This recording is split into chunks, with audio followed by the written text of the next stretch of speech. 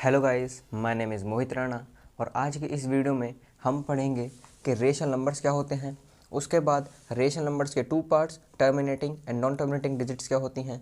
उसके बाद irrational numbers क्या होते हैं और फिर प्रूव करेंगे कि हम √2, √3, √5 क्या होते हैं, इर्रेशनल नंबर्स होते हैं।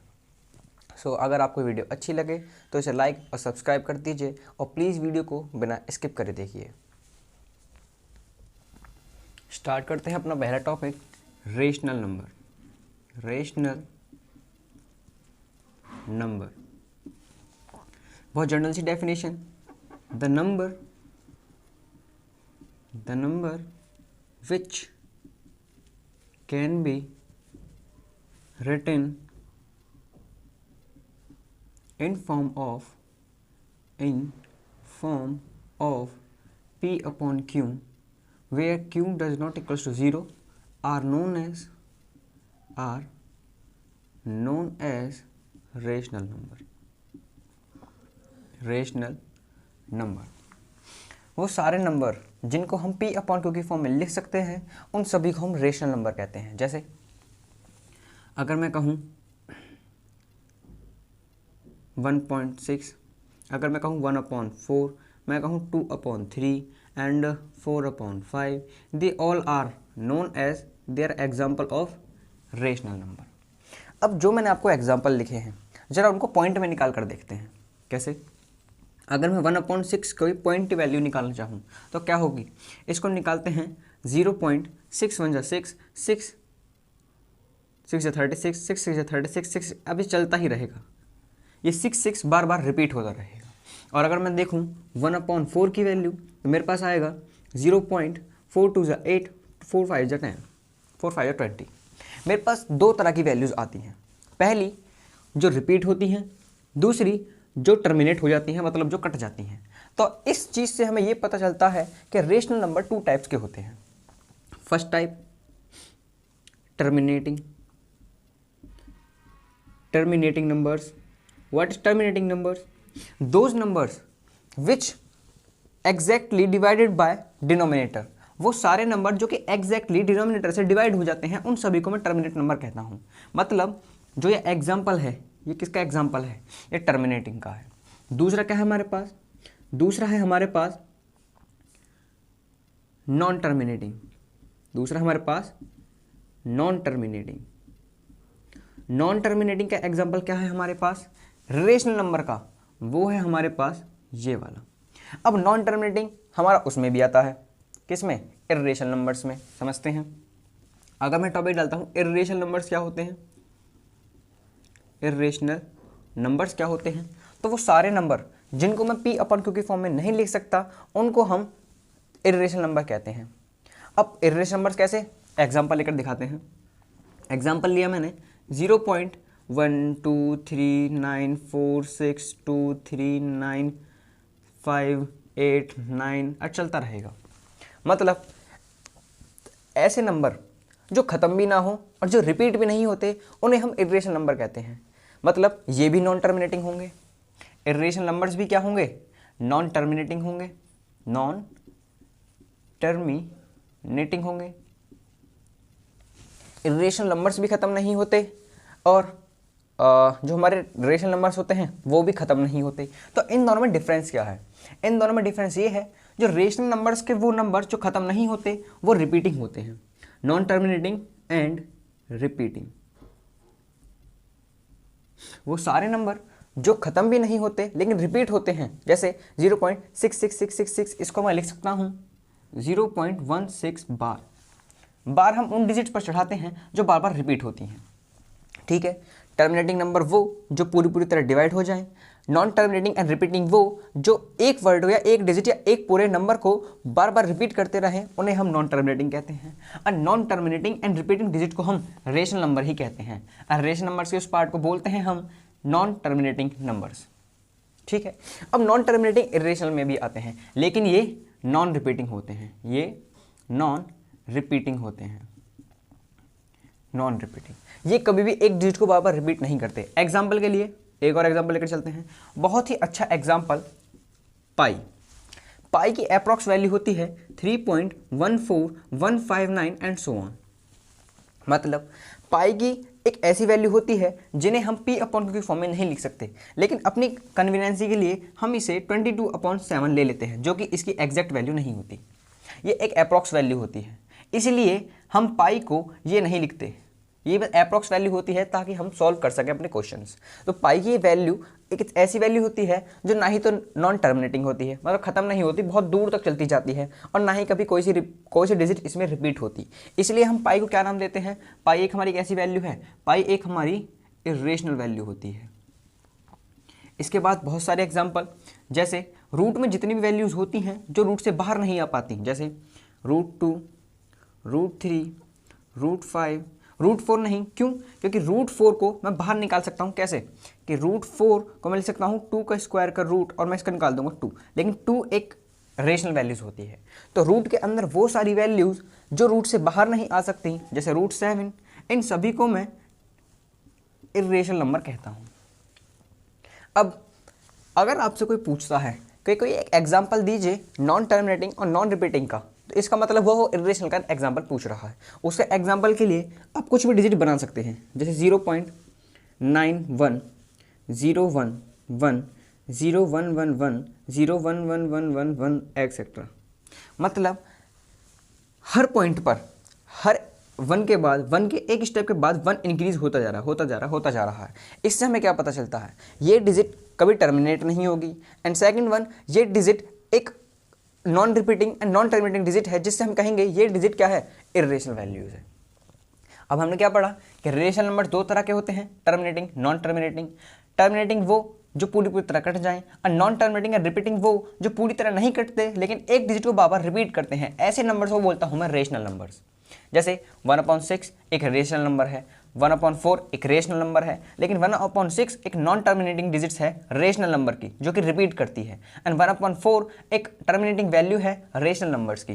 फिर हमने पढ़ा इरेशनल नंबर्स क्या होते हैं, वो नंबर जो नहीं कट, वो पूरे भी नहीं कटते और रिपीट भी नहीं होते, उन्हें कहता हूं मैं इरेशनल नंबर्स। जैसे पाई हम पढ़कर आ चुके हैं, जैसे इसे लिखते हैं हम पाई = 22/7। ये इसकी रियल वैल्यू नहीं होती, ये इसकी अप्रॉक्स वैल्यू होती है जिसे हम अपने कैलकुलेशंस पे यूज़ करते हैं। इसकी जो रियल वैल्यू होती है वो होती है 3.14159 एंड सो ऑन, बहुत सारी डिजिट्स होती हैं। तो हम कहते हैं पाई एक ऐसी वैल्यू है जो ना तो ख़त्म होती है और ना ही रिपीट होती है, इसीलिए हम इसको क्या नाम देते हैं, ये एक इरेशनल वैल्यूज़ है। उसके बाद √2, √3, √5, √7 बहुत सारे रूट की वैल्यू जो बाहर नहीं आ सकते, उन सभी को मैं इरेशनल नंबर्स कहता हूँ। अगर आपको डिजिट बनानी हो, एग्जाम्पल लिखने हो, तो आप कोई सी भी डिजिट ऐसे बना सकते हैं। अब चलते हैं हम कैसे प्रूव करें कि √2, √3, √5 एक इरेशनल वैल्यूज होती हैं। चलिए अब स्टार्ट करते हैं कि हम कैसे प्रूव करें कि रूट के अंदर की जो वैल्यूज जो बाहर नहीं आ सकती वो सारी इरेशनल वैल्यूज होती हैं। तो एक एग्जांपल लेकर चलते हैं कि प्रूव करो √2 इज इरेशनल। इसे कैसे प्रूव करेंगे, उसके कुछ स्टेप्स हैं, वो स्टेप याद रखिए। जैसे अगर मुझे प्रूव करना हो कि √2 एक इरेशनल नंबर है, तो हम ऐसा मानकर चलेंगे क्या कि लेट √2 इज रेशनल। अब हमने क्या माना है, √2 एक रेशनल नंबर्स होती है। अगर रेशनल नंबर की √2 सारी प्रॉपर्टी फुलफिल करता है तो हम कहेंगे √2 एक रेशनल नंबर है। अगर √2 रेशनल नंबर्स की कोई सी एक प्रॉपर्टी भी फुलफिल नहीं कर पाता, तब मैं कहूँगा वो रेशनल नहीं है। अगर वो रेशनल नहीं है तो क्या हुआ, √2 एक इरेशनल नंबर हुआ। तो हम मानकर चलेंगे √2 क्या है, एक रेशनल नंबर है, और फिर हम कोशिश करेंगे कि रेशनल नंबर की कोई एक प्रॉपर्टी ऐसी मिल जाए जिससे √2 फुलफिल नहीं कर पाता हो। जैसे स्टार्ट करते हैं कि हमने क्या माना कि let √2 is rational, so we can say √2 is equals to P/Q। अगर √2 एक रेशनल नंबर है तो मैं उसे P/Q की फॉर्म में लिख सकता हूँ, बिल्कुल लिख सकता हूँ, क्योंकि P/Q की फॉर्म में ही रेशनल वैल्यूज लिखी जाती हैं, जहाँ पर Q does not equals to होगा 0 के, and P and Q are coprime numbers. अब ये एक नई डिजिट आई है, को प्राइम नंबर्स होते क्या है समझते हैं। रेशनल नंबर्स की एक प्रॉपर्टी होती है कि रेशनल नंबर्स अगर मैं लिखता हूं एट लास्ट सॉल्व करने के बाद वो दोनों नंबर्स आपस में ऐसे आते हैं जिनके अंदर कोई भी कॉमन पॉइंट नहीं होता। जैसे अगर मैं कहता हूं 25/100, ये एक फ्रैक्शन है। अगर मैं इसको सॉल्व करूं, ये आएगा 25 4 जा 100, ये है 1/4। इन दोनों में 1 और 4 के अंदर एक के अलावा कोई भी कॉमन फैक्टर नहीं है जो इन दोनों को अब डिवाइड कर दे। जैसे अगर मैं लेकर चलता हूँ 8/10, तो मैंने काटूंगा 2 4 जा 8, 2 5 जा 10, यह 4/5। या 4/5 के अंदर एक के अलावा कोई भी एक ऐसा कॉमन फैक्टर नहीं है जो दोनों को आपस में क्या कर दे, फिर डिवाइड कर दे। तो ये एक रेशनल नंबर्स की वैल्यू ऑफ क्या कहते हैं, रेशनल नंबर्स की प्रॉपर्टी होती है कि अगर मैं उन रेशनल नंबर्स को सॉल्व करूँ तो एट लास्ट जो हमारे पास फ्रैक्शन आए हैं उन दोनों के अंदर कोई भी कॉमन पॉइंट नहीं होना चाहिए। मतलब अगर P/Q में √2 को लिख रहा हूं, इसका मतलब क्या हुआ, P और Q के अंदर कोई भी एक कॉमन पॉइंट नहीं होगा। अगर P और Q के अंदर कोई भी एक कॉमन पॉइंट नहीं है तो इन दोनों नंबर्स को बोलता हूं मैं को प्राइम नंबर्स। इन दोनों को क्या बोलता हूं मैं, को प्राइम नंबर्स कहता हूं। अब इसको प्रूव करते हैं। अगर मैं इसको गलत प्रूव कर दिया, मतलब गलत प्रूव कैसे, अगर मैंने दिखा दिया कि P और Q के अंदर एक कॉमन पॉइंट है तो मैं क्या कहूँगा कि हमने जो माना था, हमने जो लेट करा था वो क्या था, गलत था। इसका मतलब √2 क्या नहीं है, रेशनल नंबर नहीं है। तो मैं क्या कहूँगा, √2 एक इर्रेशनल नंबर है। स्टार्ट करते हैं। हमने क्या लेट करा, हमने लेट करा कि √2 एक रेशनल नंबर है जिसको हम P/Q की फॉर्म में लिख सकते हैं, जहाँ पर Q does not equal to 0 है और P एंड Q क्या है, R को प्राइम नंबर्स हैं। अब √2 को हम लिख सकते हैं P/Q। यहाँ से थोड़ा सा सॉल्यूशन करेंगे और इससे एक कंक्लूजन पर आएंगे क्या, कि हमने इसका क्रॉस मल्टीप्लाई करा, मेरे पास आ गया √2 Q is equals to P। हम क्या करेंगे अब, squaring both side, squaring both side. हमारे पास आया, अगर मैं स्क्वायरिंग करता हूँ बोथ साइड की, सो Q² is equals to P², यह मेरे पास 2Q² is equals to P²। और इसको मैं क्या लिख सकता हूँ कि Q² is equals to P²/2। ये एक ट्रिक समझाती है कि क्या, अगर मैं P² को 2 से डिवाइड करता हूँ तो वो Q² आता है। मतलब P² 2 से डिविजिबल है। पहली क्या प्रॉपर्टी निकली मेरे पास कि P² इज डिविजिबल बाय 2। अगर किसी का स्क्वायर किसी नंबर से डिवाइड होता है तो वो नंबर भी खुद भी 2 से, मतलब उस नंबर से डिवाइड होता है। तो हम क्या लिखेंगे, P is also divisible by 2। समझ आया। अगर P² 2 से अगर P² डिविजिबल है 2 से तो P भी क्या होगा, डिविजिबल होगा 2 से। ये फैक्ट होता है, आप चाहे तो कर देख सकते हैं। कि मान लीजिए अगर मैं कहूँ 4 का स्क्वायर डिविजिबल है 2 से, मतलब 4 4 16 होता है, डिविजिबल है 2 से, तो इसका आंसर क्या आएगा कि 4 भी डिविजिबल होता है 2 से। 4 भी क्या होता है, डिविजिबल होता है 2 से। ये फैक्ट होता है। जैसे मान लीजिए अगर मैं कहूँ 16 कह रहा हूँ, अगर मैं कहूँ 81 डिविजिबल है 3 से, डिवाइड हो जाएगा। तो अगर ये किसका स्क्वायर है, ये है 9 का स्क्वायर, तो क्या 9 भी डिविजिबल होगा 3 से, बिल्कुल होता है। तो एक फैक्ट होता है। फैक्ट क्या, अगर कोई किसी नंबर का स्क्वायर किसी नंबर से डिवाइड होता है तो वो नंबर उस नंबर से भी डिवाइड होता है। जैसे हमने यहाँ लिखा कि अगर P² डिविजिबल है 2 से तो P भी डिविजिबल होगा 2 से। इससे मुझे क्या पता चला कि P डिवाइड करूँ अगर मैं 2 से तो कुछ ना कुछ वैल्यू आएगी, वो वैल्यू Q² तो नहीं आएगी। कैसे, अभी हम एक एग्जाम्पल लेकर चले थे। एग्जाम्पल क्या, कि मान लीजिए थोड़ा सा यहाँ पर समझाते हैं कि अगर मैंने 81 को 3 से डिवाइड करा तो मेरे पास आंसर आया 3 2 6 3 7 19। ये अगर मैं कहूँ, अगर मैं इसको 9 से डिवाइड करता हूँ 3 से, मतलब 9 का स्क्वायर हो गई, तो मेरे पास आता है 27। लेकिन अगर मैं 9 को डिवाइड करूँ 3 से, मेरे पास आंसर आता है 3 का स्क्वायर 27 के इक्वल नहीं आता। जैसे हमने कहा बहुत सारे बच्चे ऐसे करते हैं कि अगर P² डिवाइड बाय 2 Q², तो P/2 आ जाएगा मेरे पास Q। ये गलत तरीका होता है। गलत क्यों, P² का अगर मैं डिवाइड करता हूँ 2 से तो Q² आता है, लेकिन अगर मैं P को डिवाइड करता हूँ Q से, P को डिवाइड करता हूँ अगर मैं 2 से, तो मेरे पास Q² नहीं आता। क्यों नहीं आता, ये Q कब आता, जब यहाँ पर 3 का स्क्वायर होता, तभी तो 3 आता। इससे हम क्या कहते हैं, यहाँ पर Q नहीं, कोई अनदर टर्म लेकर चलते हैं। मान लीजिए कि अब P को अगर मैं 2 से डिवाइड करूं तो मेरे पास क्यों नहीं बचेगा, सिंपल सी बात है। हमने एक नई टर्म मान ली K। अब मेरे पास यहाँ से P की वैल्यू क्या आई, मेरे पास P की वैल्यू आई 2K, ठीक है। इस वैल्यू को, इसको मान लेते हैं इक्वेशन नंबर फर्स्ट, ये रही। Put this value in equation first, क्या है वैल्यू, हमारे पास आया 2Q² is equals to, P की जगह रख दिया मैंने 2K का स्क्वायर। थोड़ा सॉल्व करते हैं इसको भी।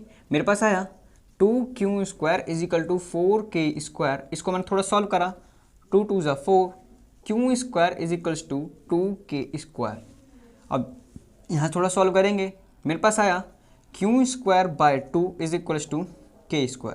इससे फिर मुझे एक और चीज़ पता चली, क्या कि Q² is divisible by 2, so Q is also divisible by 2।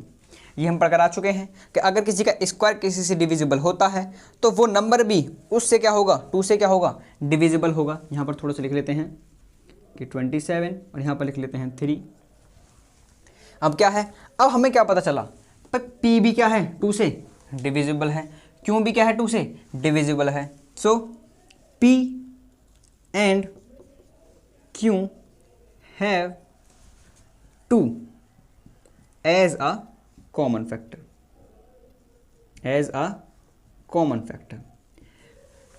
P and Q के पास क्या है, 2 एक कॉमन फैक्टर है। लेकिन हमने क्या माना था कि √2 क्या है, एक रेशनल, √2 क्या है, एक रेशनल नंबर है, जहां पर P एंड Q क्या है, आपस में को प्राइम नंबर्स हैं। अगर ये को प्राइम नंबर हैं मतलब इनके अंदर कोई भी एक कॉमन फैक्टर नहीं आना चाहिए था, लेकिन यहां पर क्या आ रहा है, कॉमन फैक्टर आ रहा है। So our assumption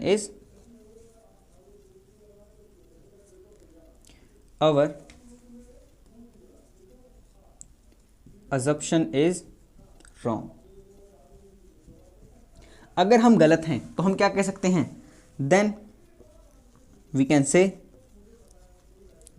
can say √2 is irrational. ये एक तरीका होता है किसी भी नंबर को प्रूव करने का कि वो √2 है। आप इसे एक बार स्क्रीनशॉट ले लीजिए, फिर मैं एक तरीका समझाता हूँ, इसी को एक बार याद कर लेने का। कैसे, अगर आपको प्रूव करना हो कि √2 एक इर्रेशनल है तो भी ऐसे ही होगा। अगर आपको प्रूव करना हो कि √3 एक इर्रेशनल है तो आपको सिर्फ √2 की जगह √3 रखना है, कि हमने लेट कर लेंगे कि √3 is rational number. So we can say कि √3 इज इक्वल्स टू P/Q, जहाँ पर Q does not equal to 0 होगा, एंड P एंड Q आपस में क्या होंगे, को प्राइम नंबर होंगे। फिर हम √3 इज इक्वल टू लिखेंगे P/Q, उनकी क्रॉस मल्टीप्लाई कर लेंगे, फिर इनको कर देंगे स्क्वायरिंग बोथ साइड। ये आपको नहीं करना है, ठीक है।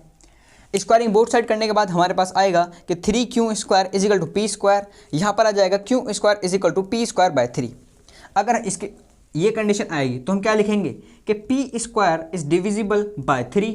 हम फिर क्या लिखेंगे, सो P is also divisible by 3। हम फिर यहाँ लिखेंगे कि P/3 एक अनदर वैल्यू मान लेंगे K, जो कि हमारी वैल्यू आएगी। फिर इसको लिखेंगे P is equal to 3K। फिर यहाँ लिखेंगे put this value in the equation first, यहाँ जब रखेंगे तो आएगा मेरा 3Q² is equals to 3K²। यहाँ आएगा कि 3Q² इज इक्वल्स टू 9, 3 का स्क्वायर क्या हो जाएगा 9, 9K²। जब मैं 3 को 9 से काटूंगा तो यहाँ पर आ जाएगा मेरे पास 3, ये आएगा Q² is equal to 3K²। फिर मैं यहाँ द्वारा लिखूंगा कि Q² is divisible by 3, so Q is also divisible by 3। Hence we can say that P and Q has 3 as a common factor, so our assumption is wrong. Hence we can say that √2 is irrational. Enough, that's all.